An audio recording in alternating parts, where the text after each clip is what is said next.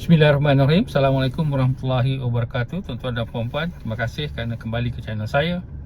Pada video kali ini saya ingat nak buat satu perkongsian ilmu dan pengalaman tentang isu di mana suatu persatuan Cina yang cuba menganjurkan hari open house ataupun rumah terbuka untuk hari raya Aidilfitri telah tidak diberi kebenaran oleh Majlis Agama Pulau Pinang.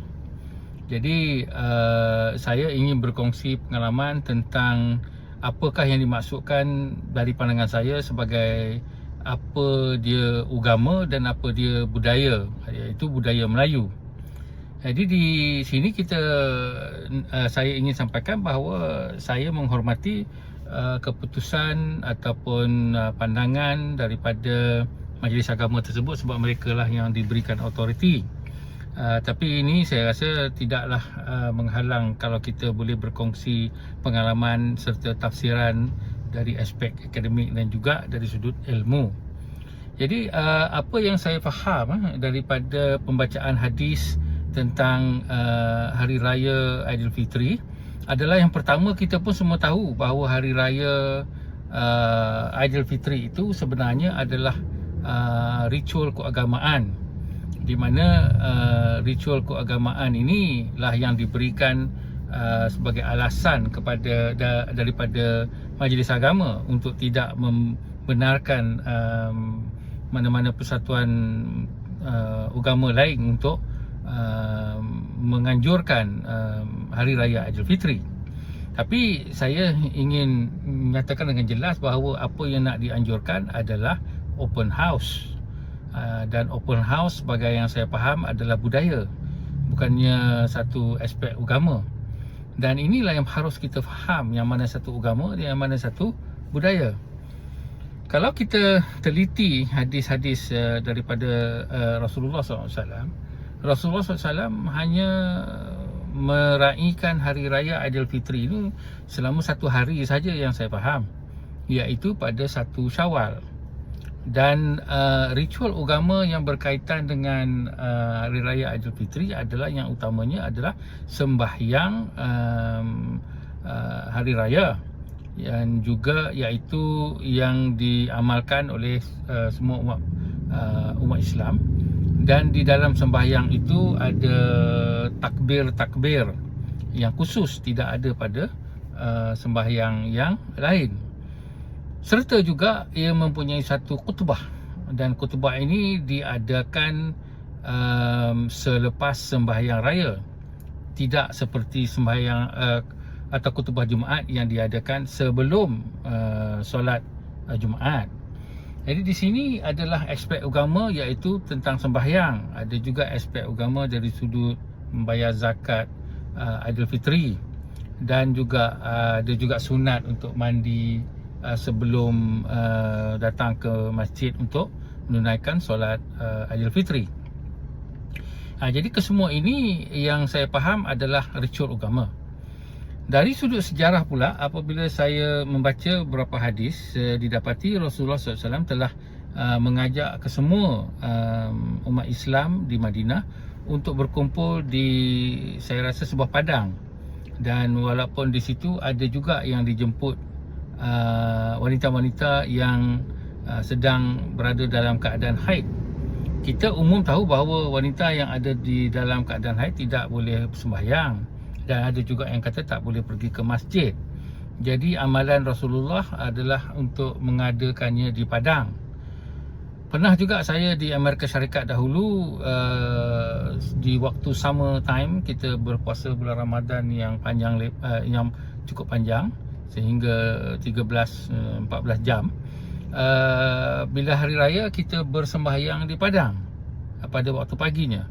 Dan itu adalah pengalaman pertama saya bersembahyang di sebuah padang yang luas dengan wanita-wanita lain yang ada juga tidak bersembahyang sebab mereka mungkin di dalam keadaan haid. Ada juga pengalaman saya bersembahyang di dalam masjid di waktu sembahyang raya. Ini semua di Amerika Syarikat lah. Jadi di sini kita lihat bahawa amalan orang Melayu adalah berbeza daripada sunnah Rasulullah, iaitu yang pertamanya kita ada open house sampai 30 hari. Yang ini adalah saya rasa amalan budaya lah. Jadi even open house ni di mana kita menggalakkan orang pergi rumah ke rumah pun, saya rasa ini bukan amalan daripada Rasulullah, sebab mereka hanya celebrate ataupun meraihkan pada hari itu sahaja. Mungkin ada makan-makan sikit, tapi tak adalah pergi rumah ke rumah. Orang Melayu pula dia ada special amalan dia, iaitu ada yang takbir raya rumah ke rumah sampai ke pukul 3 pagi pun ada, iaitu malam sebelum hari raya tu diadakan takbir. Memang meriah, saya pun merasainya dulu, tetapi saya faham bahawa ia bukan sunnah, tetapi kita mengamalkannya sebagai satu aspek masyarakat. Alhamdulillah. Tapi kita kena faham dia bukannya amalan dari sudut agama yang ditunjuk oleh Rasulullah, tetapi ia mempunyai aspek-aspek kebaikan dari sudut kemasyarakatan. Kita juga mempunyai amalan melawat kubur pada pagi raya, dan ini pun tidak dilakukan oleh Rasulullah. Rasulullah amalan kuburnya bila-bila kita rasa nak pergi, kita pergilah untuk kita bertafakur dan sebagainya. Tapi bukan khusus kepada hari raya, tapi pada masyarakat Melayu memang itu satu amalan, dan kita tafsirkan ia sebagai satu amalan baik, sebab ia adalah mengingatkan kita kepada ibu bapa kita yang meninggal, ataupun mereka yang kita mempunyai kasih sayang pun, dan juga kita mengingatkan diri kita kepada kematian. Maka itu kita lihat bahawa amalan itu masih lagi menjadi budaya Melayu. Kemudian kita lihat juga amalan beraya sampai 30 hari. Saya pun sendiri buat open house, sebab kita tak nak banyak masalah parking, kita buat sampai 4-5 kali. Jadi ajak certain people, saya ajak pelajar saya yang bukan Melayu, saya ajak kawan-kawan yang bukan Melayu pun ajak, yang sanak saudara keluarga tu memanglah. Jadi kita kena buat staggered, iaitu ada selalunya pada hujung minggu. Kalau 30 hari kita raya tu, hujung minggu adalah 8 hari. Jadi itu yang kita buat di rumah, ataupun kita pergi rumah orang lain yang menjemput kepada open house. Ini budaya Melayu, bukan yang dikatakan sunnah Rasulullah, tetapi ia mempunyai kebaikan di mana kita mempunyai hubungan silaturahim antara kita semua. Dan kita juga ada seperti universiti saya, UCSI University, yang telah menganjurkan hari raya, iaitu di mana ada makan-makan dan sebagainya. Sudah tentulah tidak ada takbir raya masa tu, sudah tentulah tidak ada sembahyang raya ketika itu, sebab kita tak boleh nak buat sembahyang raya, dia hanya pada 1 Syawal. Jadi inilah yang dikatakan bahawa ia adalah hari terbuka ataupun open house. Jadi timbul isu di sini, di mana kalau kita lihat ada juga masjid-masjid yang membuat perayaan Tahun Baru Cina bukan pada hari pertama, tetapi pada hari yang lain. Jadi ini adalah menjadi amalan kita semua, dan perkara ini adalah menjadi lumrah hidup. Jadi di sini saya merasakan bahawa tindakan untuk tidak mengadakan ataupun membenarkan perayaan Hari Raya Rumah Terbuka oleh satu persatuan kuil Cina adalah sesuatu tindakan berhati-hati dari sudut majlis agama. Pada pandangan saya tidak ada masalah, sebab saya rasa ia adalah hanya satu budaya dan bukannya berkait dengan agama. Kita tak ada semayang masa tu dan sebagainya. Tetapi oleh kerana ia adalah persatuan agama, maka kadang-kadang tu takutlah ada orang terkeliru dan sebagainya. Dari sudut pandangan saya, kita sama-sama boleh meraihkan hari raya masing-masing. Ada saya dijemput untuk meraihkan Christmas bukan pada hari Christmas, dan ada yang di gereja, ada yang di dewan, saya pergi juga.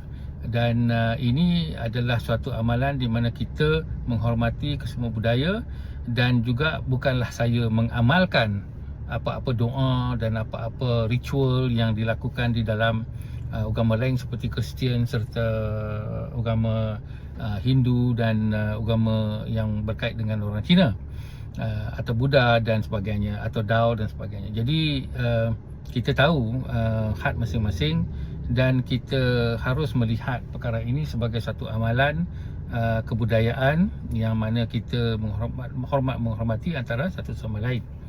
Jadi saya menerima keputusan Majlis Agama, tetapi kita harus faham bahawa yang ingin dibuatkan oleh kuil itu adalah budaya kita, budaya open house yang berkait dengan Hari Raya Aidilfitri, tidak ada ritual agama dan sebagainya. Jadi mungkin kita mempunyai pandangan yang berbeza. Diharapkan bahawa kesemua ini boleh melapangkan kita lagi di dalam aspek toleransi dan penerimaan budaya masing-masing dengan baik. Begitu saja. Assalamualaikum warahmatullahi wabarakatuh. Assalamualaikum dan salam sejahtera tuan-tuan dan puan-puan, saudara-saudari sekalian.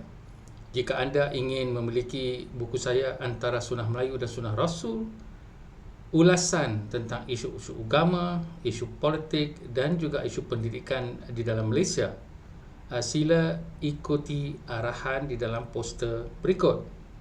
Saya akan menandatangani setiap naskah buku yang dibeli dan saya harap tuan-tuan dan puan-puan, saudara-saudari sekalian, maju jaya bersama Malaysia Baru. Sekian, terima kasih.